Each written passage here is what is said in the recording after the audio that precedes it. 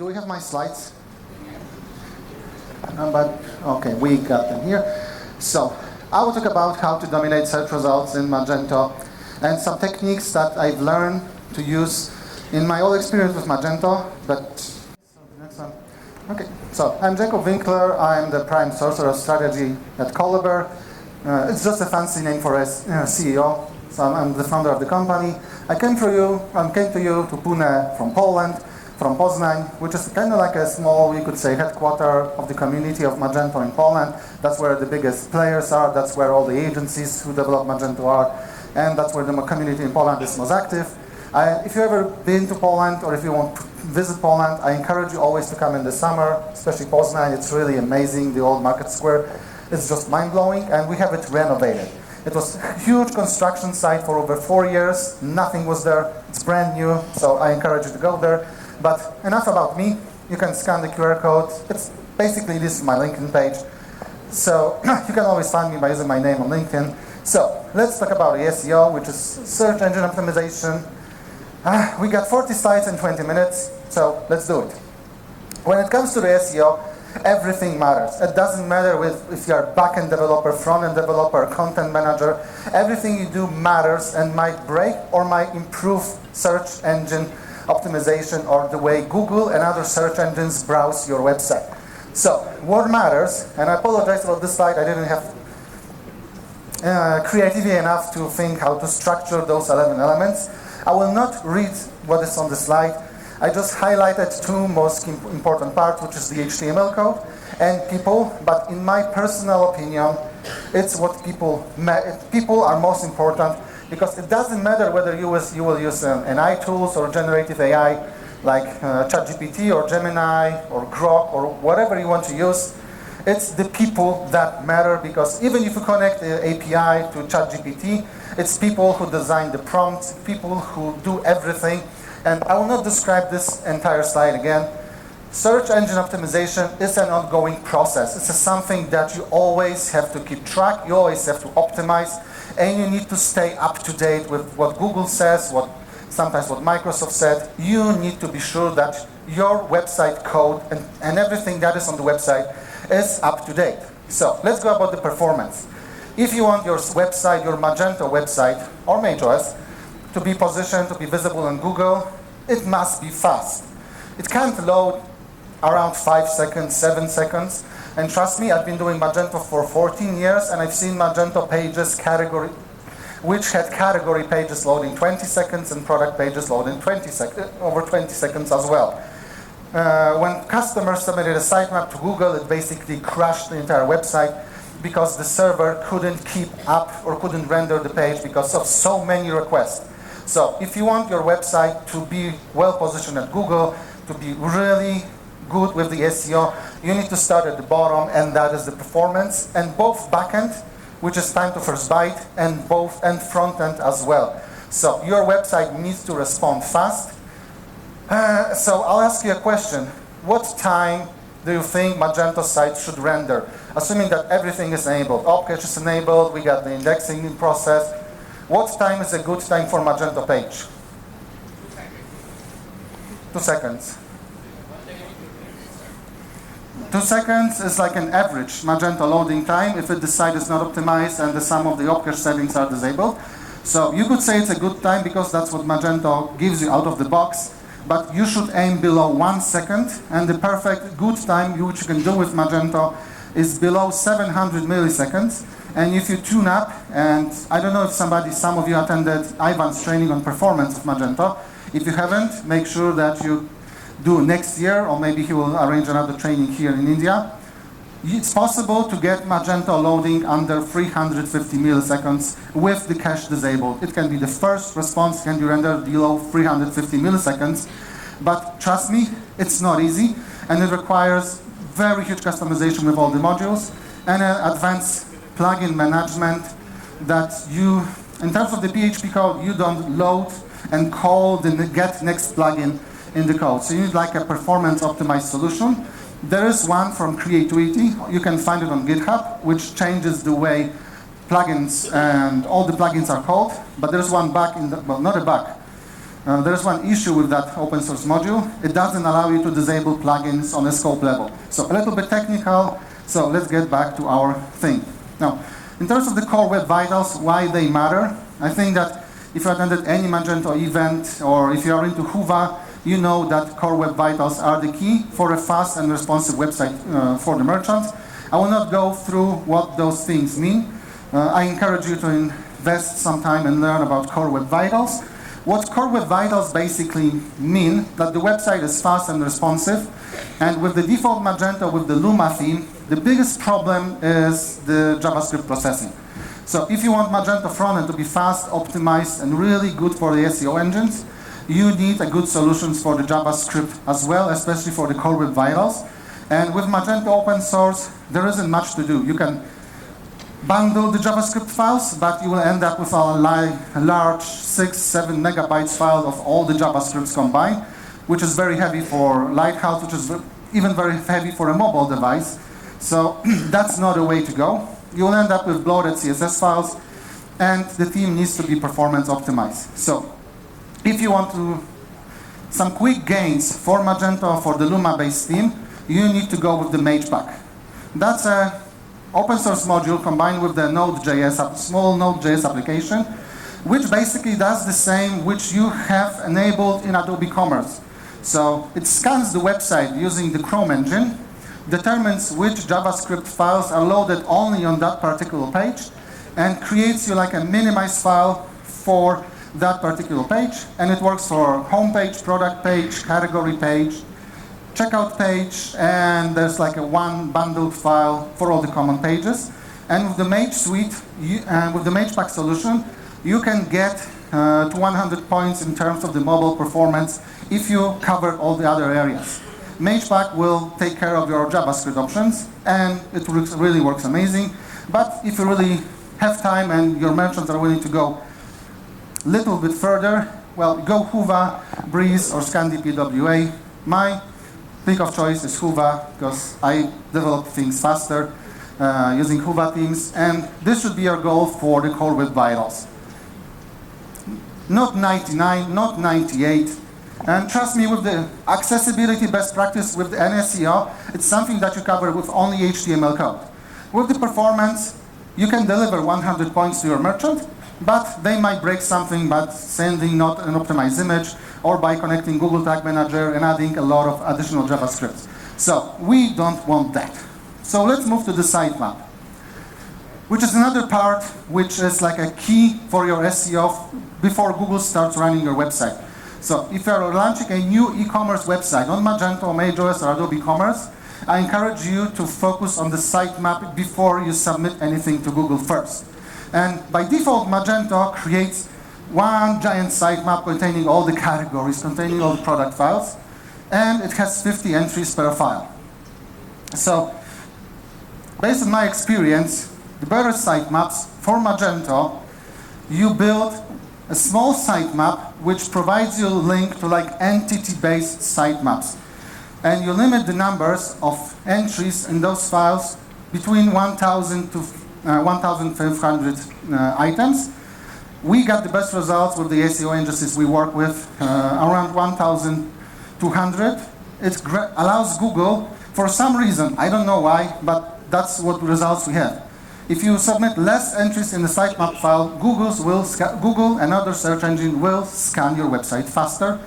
And don't put canonical links in the sitemap. And this is how like an entity-based sitemap might look like.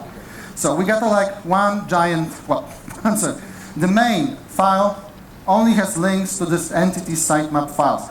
So we got like a blog sitemap, we got watches, which is a category page, and we can create an additional sitemap, for example, for the brands, for the custom module, or for the custom routes you built. And in those sitemaps, you actually place the links to correct product pages, to blog posts, and so on. So this really improves SEO for Google, and we've seen a huge improvements with scanning, both in Bing and Google, just by rechanging how the sitemaps are generated. So let's focus on the next thing, which are the images and the alt tags for the images. because it's also very important for Magento. So by default in Luma, I don't know if you're familiar with this code, you got this main alt tag which says main product photo. That's in the default Magento code. I've checked it a couple days ago. It's still there. And it's used for the gallery. So by Google, when they're scanning the website, they see this alt tag. And we don't have WebP support in Luma. So obviously adding WebP support, there's an open source module, you probably know about it, from Jireo. If you don't know about it, definitely check Jireo. He has some amazing stuff on GitHub as well. But if you want to improve overall condition of this SEO for the images, add a small thing like a number of the image for the product. So if you have like 5 product images, just use the product name 1, product name 2, product name 3, and so on. And some of the stores I work with, they have like some modules that changes the way the product name is generated to be more optimized for the SEO, but they forgot to change the image alt tags as well. It's very important for the image alt tags to match the product name if you are generating the product name using some sort of patterns or dynamic patterns. Because if the alt tag doesn't match the product name, your score at Google will basically be lower, and Google might start disliking your page. And thing that is not embedded in Magento, but it's embedded in, I'll say it loudly, lesser platforms like PrestaShop, they have SEO-friendly image names. What does it mean? It simply means that we don't use the actual name of the image, and for the large catalogs, sometimes we see that merchants import a lot of stuff from third-party software. So just like an image 001, image 002, image 003, and so on. And the alt tags remain the same as well. You should try changing the image name as well to match the product name. And the best way to do it is basically to create a symlink with the SEO-friendly name that points to the main product image. And on the product page, it can be achieved by a plugin. On a category page, you need a different solution. You need a preference for app image using dependency injection. So, yeah, it's very important, and it helps the Google also to search the images. I myself, when I look for the products, I often use Google Gallery Finder, and that's how I shop the products. So it actually is very helpful to have this. The next thing. Some merchants forget about it, and trust me, I've seen seen Magento stores that had robot file that disallow scanning the entire website. So, not getting too much technical into robots text file, it's basically something on your server that tells things like Google, Bing, or other search engines which URLs is it allowed to scan and which should it skip. But it also kind of points to people to trying to scan those pages that shouldn't be scanned. So we are also telling some bad people that maybe we don't want those URLs to scan, but that's a whole different story. In terms of the robots text file, you need to remember to allow access to all the media images, and you have like instructions, so like product attachments in the PDF files. You also have to give access to robots file to be able to scan it, and you need to provide it with the sitemap file. But I don't want to read everything that's on the slide, so let's move further. It's great to use wildcards in the robots file because it simplifies the rules and lowers basically the size and all the entries in the robots files. Block everything that has a query parameter, because we don't want search engines to scan all our category pages with all the links from the layered navigation, because it will produce millions of entries or millions of scans that needs to be required. So block everything that has a query parameter, and it can be easily done with a wildcard. And if your website is loading, let's say above 4 seconds, around 2 or 4 seconds, definitely you use a crowd delay in the robots file, because Google will send its massive army of robots and start scanning everything. By using a crowd delay, you are telling Google, hey, wait 5 seconds or 6 seconds before you proceed scanning with the next URL. Now, it might not be handy if your catalog is 100,000 products and, let's say, 10,000 category pages, but if you have like a small store that suffers from the performance issues, Definitely use a crowd delay, and you got a small hint how you can actually use it for the Google bot. And it works magic. It can actually block issues when the bots are scanning your website. This is the content that Magento generates. It's pretty handy. Let's not go over it. If you want to see very simplified robots file from Magento, you can see one from Eric Hansen. This is a link to GIST on GitHub. I use it on some production websites. It's not perfect, but it's good enough. So the next important thing is the link structure. And some might feel that this is not as important as it should be, but Google likes to change the algorithms, and it's important now. Maybe it will be more important in the future, maybe less. But I myself like when friends tell me, when my friends can dictate me the URL. When we are browsing something or he wants to share some information with me, I like him to be able to tell me what's the URL, using like a dash or a space character. So use clean URLs for the products and category pages like that. And you can add the SKU number in the end to make sure that the URL is unique, because it really doesn't matter. What matters is that URL is friendly for the users. Excuse me, I didn't mention that I had 4 hours in the last, I had 4 hours of sleep in the last 40 hours, so I might get a little chaotic sometimes. So I do apologize about that. And keep in mind that if you're working on large catalogs or with third-party modules that import data to Magento from CSV files, from a remote database, or from an ERP, a lot of times those solutions forget to specify the product URL key, and they generate some gibberish based on the SKU number, which is not effective for SEO. And the last part, when it comes to the link structure navigation, Magento doesn't have it built in by default. And there's like one extension on the market that allows you to create an SEO-friendly URL for any filter variation. So you can pick any selection of the filters, it can be even 100, and it will produce your SEO-friendly URL. If you have an extension like that, or if you build something like that, just remember about one simple thing. You need to set meta tags to no index, no follow, if you have more than 2 filters selected. Because if you don't do that, Magento will scan all the possible filter variations. And back when we did it for one merchant in Poland a couple of years ago, we also didn't know that. And that merchant had 14 billion unique URLs because we had a SEO-friendly navigation. So Google was basically killing it, and we had to add no index, no follow, and it solved all the problems. Next thing on our agenda are the rich snippet, or some people call it structured data. I prefer rich snippets. I don't know why somebody at Magento core team decided that they should be part of the PHTML files, but it is done like that. And it's a problem because if you want to make changes to rich snippet and you have multiple themes on an e-commerce website, you have to modify all the files all the time to introduce changes. And the last update for that was in 2019, and they introduced open graph tags with very limited features in 2023. So it's a little bit outdated. So if you want better rich snippets, go with the application LD plus JSON schema, and just put the JSON data somewhere at the bottom of the page. Now, we completed it as a simple file using dependency injection. We determine what sort of rich snippet should be shown on the page, and we just render them using the JSON schema. It's pretty handy, pretty easy to use. That's our code, how we define, using dependency injection, now we define which snippet should be available in the code. And that's our PHTML file to render them. So it simplifies things. I wish maybe a new Magento version somebody will do the same, or maybe we'll share the code at some point. But it's really better. But what you need to remember doing this, you need to remove all the rich snippets that are in the default PHTML files.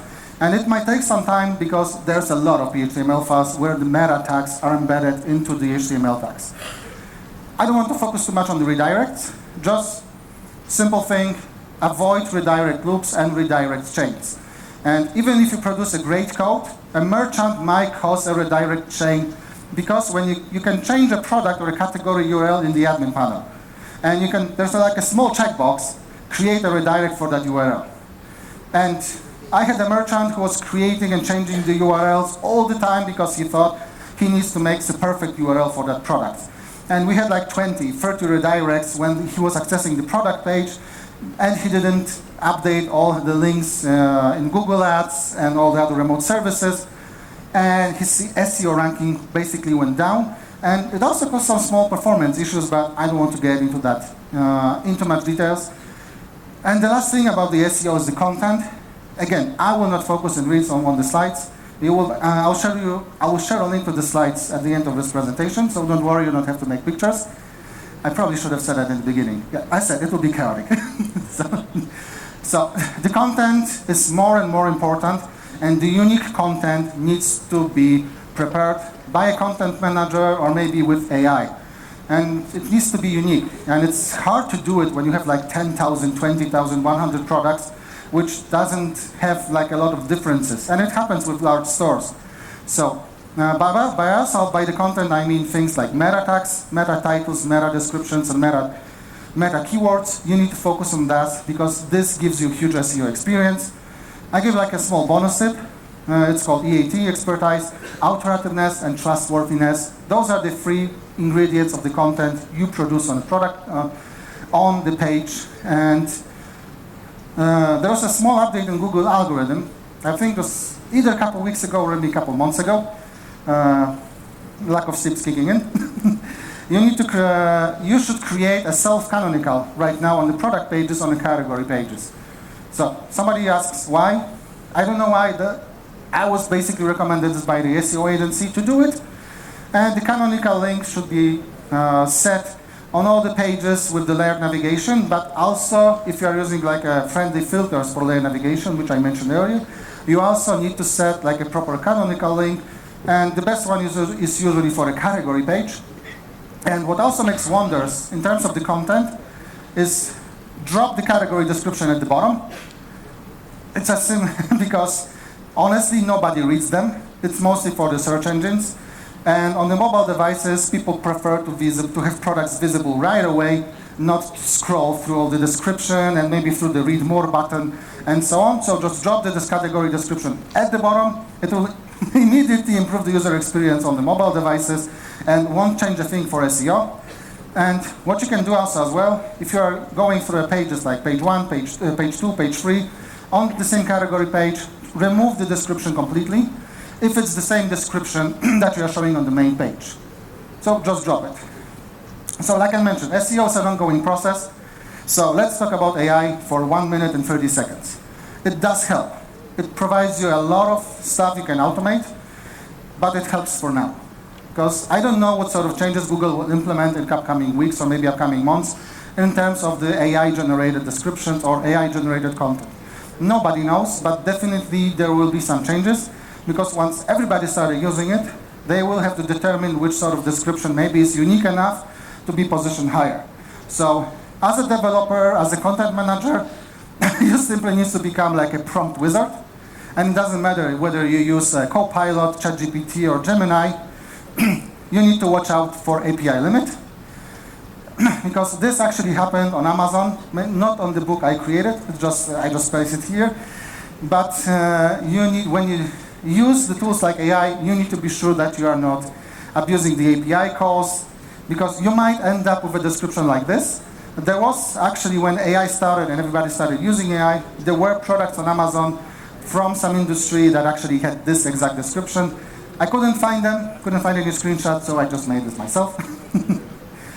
And a good prompt for AI uses all the product data, uses all the store data, specify what the product is on sale, and you need to tell your ChatGPT that you are running an e-commerce site and it needs to prepare the site for the e-commerce website. And this is what we did for one of our mentions and one of our extensions.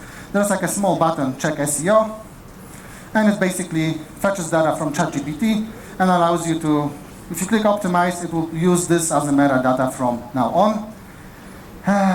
But you have to remember one thing, algorithms change, Google changes their policies, Google changes everything, so does Facebook, so does Microsoft and all the other search engines. So we actually have a typo, it's your site that will have to adapt, and it's you that have to keep up to date with the standards for the SEO. Here's a link to the sites, it's a Google link, so everything that you see here with the typo is probably there. Now, as a Collaborator, we build a commercial product that covers all areas. So if you want to learn more about it or reach out for me for like a lifetime agency license, just go to collaborator.com. And are there any questions? I know we don't have time, so if there are any questions, let's talk during the coffee break. Excuse me? To the slides. So, thank you very much for listening and being with me here, and thanks for having me.